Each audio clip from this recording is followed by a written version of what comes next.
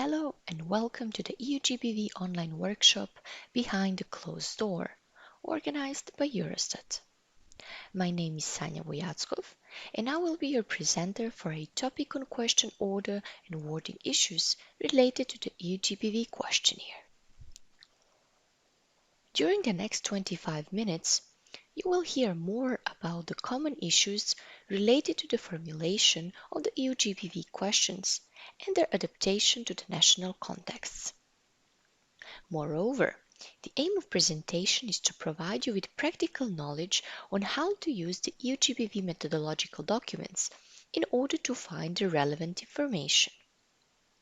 I hope you will find it interesting and, more importantly, useful for your national survey implementation. So let's start.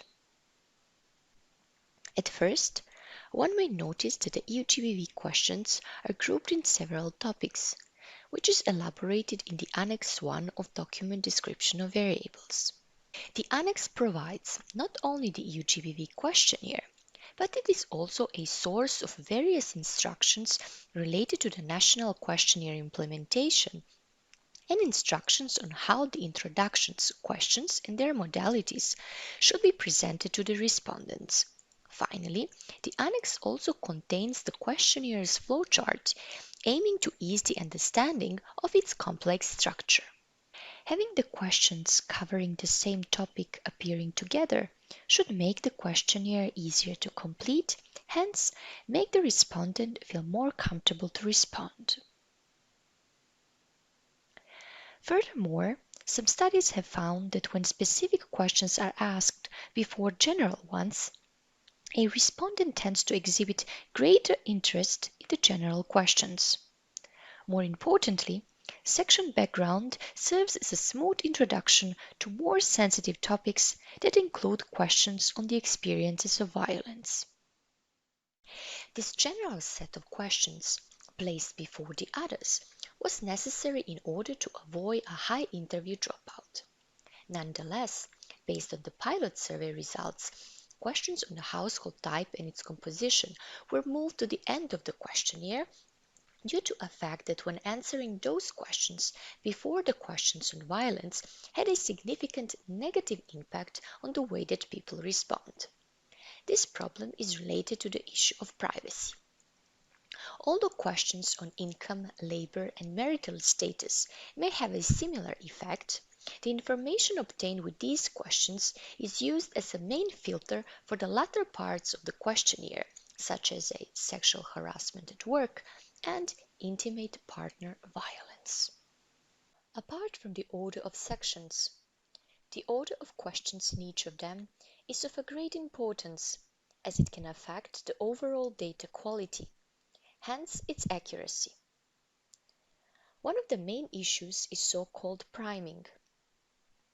The priming is a situation when a respondent is primed to think about one topic while answering the subsequent questions. The flow of the EU-GBV questionnaire actually uses priming in certain areas as a tool for improving the data quality.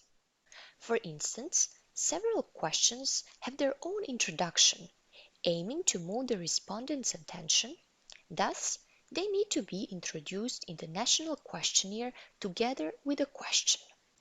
Besides priming, some respondents have a desire to appear consistent in their responses, hence adjust their answer to be in line with the answers provided in the previous questions, although their answer would be different if the question was preceding or it was asked on its own. In contrast, some respondents tend to balance out an extremely positive response in one question with very negative answers in the following ones. All these effects were taken into consideration when preparing the EU-GBV questionnaire and used as a tool to achieve desired effects. Therefore, when implementing the national survey, one has to pay a close attention on the position of potentially new questions introduced in the national questionnaire. For that reason, the countries are advised to do the pre-testing of any potential changes, including an exclusion of any EU-GBV questions, whether optional or not. The importance of pre-testing is elaborated in the EU-GBV methodological guidelines in Chapter 3. The type of question we ask will determine the answer we get. For that reason, the majority of questions in the EU-GBV questionnaire are closed questions, as they are usually easy to answer and invite a short, focused answer. Hence, they are also easier to analyze. For instance, many closed questions in the EU-GBV questionnaire simply require a yes or no answer. During all your working life, have you ever experienced inappropriate staring or leering that made you feel uncomfortable? Or required that the choice is made from a list of possible options? How often did it happen? Daily, weekly, monthly, more seldom, only in particular periods? Some of the EU-GBV closed questions are asked in order to identify a certain piece of information, however, still with a limited set of possible answers. For example, how old are you? Or in which country was your mother born? In contrast, open questions allow for much longer responses and therefore potentially more information that it's not always easy to analyze nor classify. Even more, open question may cause that the respondent overthinks the question, thus provide inaccurate answer. For that reason, this type of question is limited in the EU-GBV questionnaire, and open-end questions are mostly placed in the section background. For instance, what is your job title? In addition, please describe the main tasks undertaken in the course of your duties. Concerning the sections on the experiences of violence, the key examples of an open-end question are related to describing the other type of violence, the other type of perpetrator, other type of injury, other reason. They are not, however, fully open-end questions, but are the questions with a multiple response option, where some of the categories allow a respondent to describe its answer if a response does not fit any of the listed options. In reality, however, a respondent usually omits the relevant category and then provides the answer with its own words.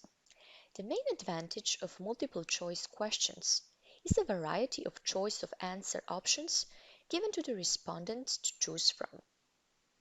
In this way, they may better understand the questions, make a decision faster, and it allows researchers to collect more insights on them. Finally, one may analyze a potential connection between the selected options. For instance, how many people selected modality 1 along with modality 3? However, it has to be clear from the question formulation that a question allows a multiple response, in contrast to the questions where maybe several modalities are applicable, but only the main one should be selected, like in the following example. What was the reason for going back to live with your current partner? You can give more than one reason. Versus, what is your current employment status? Are you mainly? One may notice in the second question that without the part "are you mainly," an answer could be more than just one employment status. For instance, a respondent could be a student, but also having a full-time job. The order and number of answer modalities may have a substantial impact on the way that people respond. Frequently, offering a middle option in a question with an attitudinal scale attracts a significant number of respondents to go for a middle alternative if they are unsure of their response. For that reason, questions in the EU-GBV questionnaire are formulated in such a way to avoid this problem. For instance, a question, how common is sexual harassment at your current workplace, has only 4 categories: very common, fairly common, not very common, not common at all. Another common issue is related to so-called socially acceptable answers, a situation when a respondent has a tendency to answer a question in such a way as to exhibit the behaviors that are acceptable in that society. Frequently, the first few modalities in such questions are seen as the socially acceptable answers. In order to avoid this problem, the order of modalities in certain EU-GBV questions is made with a special care. The best example is question: how often does your current partner drink to the point of getting drunk? Does it happen? The modalities in this question go from the most frequent to never, showing the respondent that each answer is equally acceptable. Finally, in order to make the questionnaire easier to complete and avoid any errors, all the questions with the same answer modalities, such as yes-no questions, questions on frequency, and similar, should have the same order of modalities across the questionnaire. Taking all of this into account, countries are strongly advised to follow the order of sections, questions, and its modalities as provided in the EU-GBV questionnaire. The wording of questions is extremely important, as many studies have shown that even slight changes in the way questions are worded can have a significant impact on how people respond. Interesting example comes from a survey done by a research center where ambiguity in question wording likely led to incorrect data and conclusions. The survey question was: do you think it is generally okay or not okay for people to use their cell phones in the following situations? The results of the survey were presented by age groups, and the biggest difference was noted in the following three scenarios: at a restaurant, while waiting in the line, and on a public transport. The younger person was, the more it felt that it was acceptable to use the phone in these scenarios. Why? A plausible reason is that the concept of using the cell phone was ambiguous, and different interpretations are likely associated with age. While younger people were very likely understood this phrase as using their phone to text, check email, or browse, the elderly probably understood it as using the phone to call someone. A wording of many EU-GBV questions can certainly be improved. However, the main aim was to avoid common mistakes related to the formulation that could negatively influence the results. At first, the EU-GBV questions try to use simple and direct language, avoiding complicated words and words that could have multiple meanings. However, if concepts that may mean different things to different people are used in the question, such as a close person in questions age 38 and age 23, the countries are required to provide a relevant explanation on what that concept refers to, if necessary.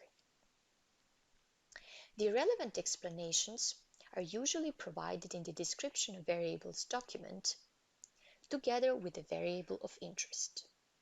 The ambiguous concepts, however, should not be confused with the concepts that are intended to be self-assessed by the respondent, such as a relationship and its duration, being drunk or intoxicated, private body parts, seriousness of violence, etc. Furthermore, not all the phrases and words have a direct translation in other languages. One of the commonly used examples in the EU-GBV methodology is word weapon. For instance, in one language, this word covers all different types of weapons, including a firearm, knife, or any sharp or dangerous object. However, in other languages, if word weapon is provided on its own, it may refer only to a firearm, excluding all other types of sharp and dangerous objects. Apart from ambiguous words and concepts, there are also the words with a strong connotation that should be avoided in the names of the sections and questions themselves. For instance, a violence, rape, victim that may prevent the respondents to provide the answer or even to continue with the interview. The brief reasons why are elaborated in the document description of variables. Due to aforementioned issues and language differences, there might be a need to slightly reformulate some of the EU-GBV questions. For instance, if one word can replace a list of individual concepts or examples provided in the original question, without jeopardizing the question's meaning, countries could do so. Nevertheless, this does not mean that two or more separate questions should be combined in one. In contrast, if certain words or concepts provided in the EU-GBV questionnaire may have a different or various meanings when translated, countries could think about a reformulation by providing, for instance, more examples that are relevant. For all these reasons, Eurostat strongly advises countries to use the document description of variables, along with the methodological guidelines, which both provide all the relevant information related to the potential translation or implementation issues, including the issue of the name of national survey. The issue of misinterpretation is not the only problem that one may face when translating the EU-GBV questions. The answers provided by the respondents should be objective. Hence, one must be careful not to lead the respondent into giving a desired or expected answer, especially when a survey deals with these topics. Furthermore, the question framing is of a great importance. For instance, certain questions formulation may encourage more positive or more negative answers if respondents are being asked about a specific real person than when a question uses more neutral phrase. The following example describes the situation.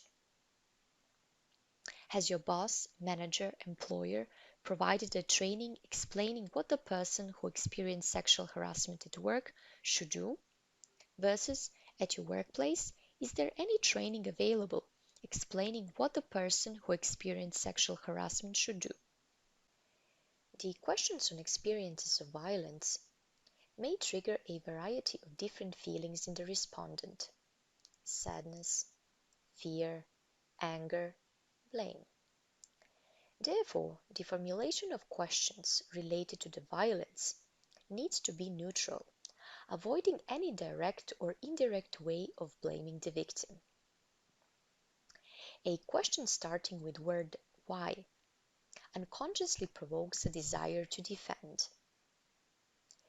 Maybe there was no a strong reason or no reason at all. However, when a question is asked in this way, it may lead a respondent to think that there should be a good, socially acceptable reason. Thus, this may cause inaccurate and biased answers. Even more, a respondent could feel that she or he did not do enough, as the question strongly implies that something was supposed to be done. Here are the two examples.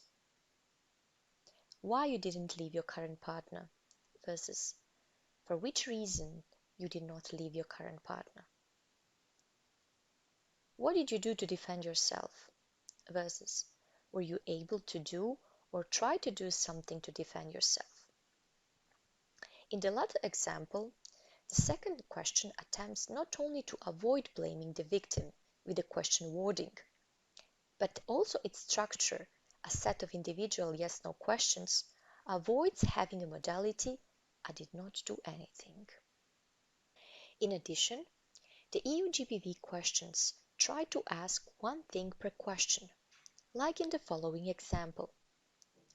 Thinking about this episode, did you ever suffer any of the following things as a result of what happened to you? Have you had?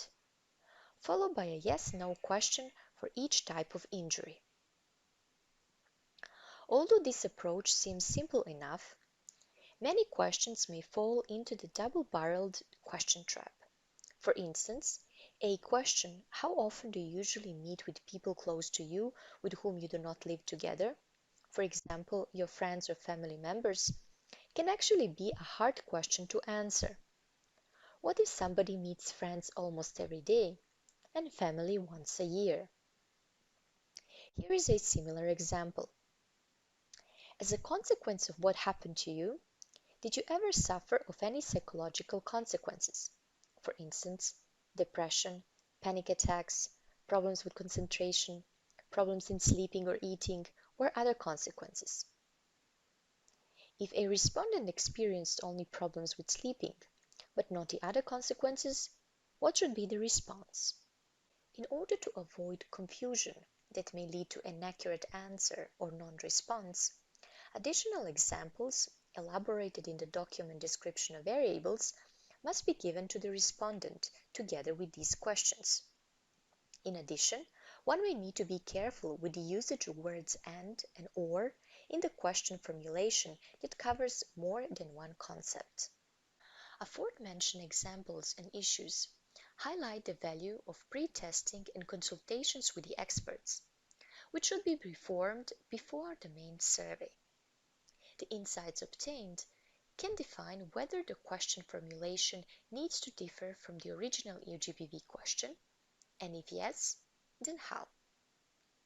Moreover, Eurostat strongly advises countries to use the document description of variables, along with the other methodological documents, which provide all the relevant information related to the potential translation or implementation issues.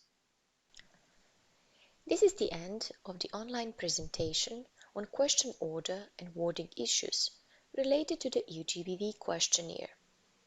Once again, thank you for your attention, and please remember to share your comments or questions via designated Wiki page.